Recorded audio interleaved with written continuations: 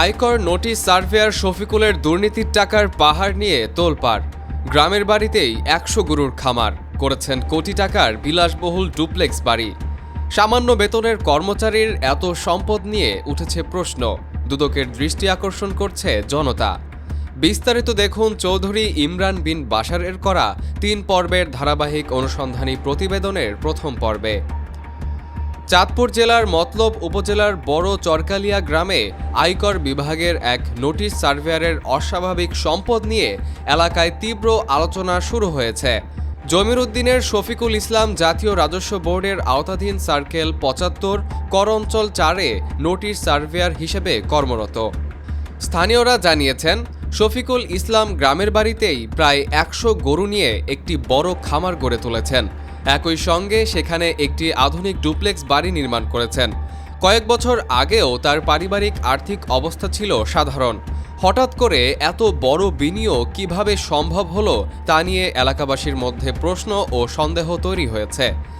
আয়কর বিভাগের notice surveyor পদটি তৃতীয় বা চতুর্থ শ্রেণীর কর্মচারী হিসেবে বিবেচিত।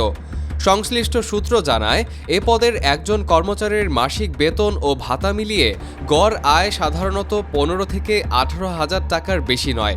দীর্ঘদিন চাকরি করলেও এই আয় দিয়ে শতাধিক গরুর খামার, জমি ক্রয় ও ডুপ্লেক্স বাড়ি নির্মাণ বাস্তবসম্মত নয় বলে মনে করছেন সংশ্লিষ্টরা।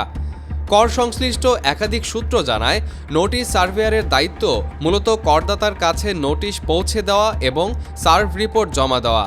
তবে এই পর্যায়েই নানা ধরনের অনিয়মের সুযোগ তৈরি হয়। নোটিশ গোপন রাখা, সার্ভ না করেই সার্ভ দেখানো, করদাতার সঙ্গে গোপন সমঝোতা কিংবা ঊর্ধ্বতনদের সঙ্গে যোগসাজশের অভিযোগ মাঝে মধ্যেই সামনে আসে। স্থানীয়রা আরও জানায়, এসব সম্পদ শহরে নয়, সরাসরি গ্রামের বাড়িতেই দৃশ্যমানভাবে গড়ে তোলা হয়েছে। ফলে তার আয়কর রিটার্নে এসব সম্পদের উল্লেখ আছে কিনা, চাকরিতে যোগদানের সময় দেওয়া সম্পদ বিবরণীর সঙ্গে বর্তমান সম্পদের মিল রয়েছে কিনা, এই বিষয়গুলো খতিয়ে দেখার দাবি উঠেছে। এ বিষয়ে অভিযুক্ত শফিকুল ইসলামের বক্তব্য জানতে চেষ্টা করা হলেও তার সঙ্গে যোগাযোগ করা সম্ভব হয়নি। সচেতন মহলের মতে, একজন স্বল্প বেতনের সরকারি কর্মচারীর ক্ষেত্রে এ ধরনের বিপুল সম্পদ থাকলে তা অবশ্যই অনুসন্ধানের আওতায় আনা প্রয়োজন।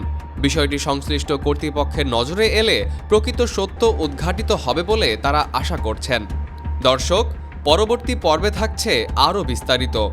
জানতে চোখ রাখুন অগ্রযাত্রা প্রতিদিনে।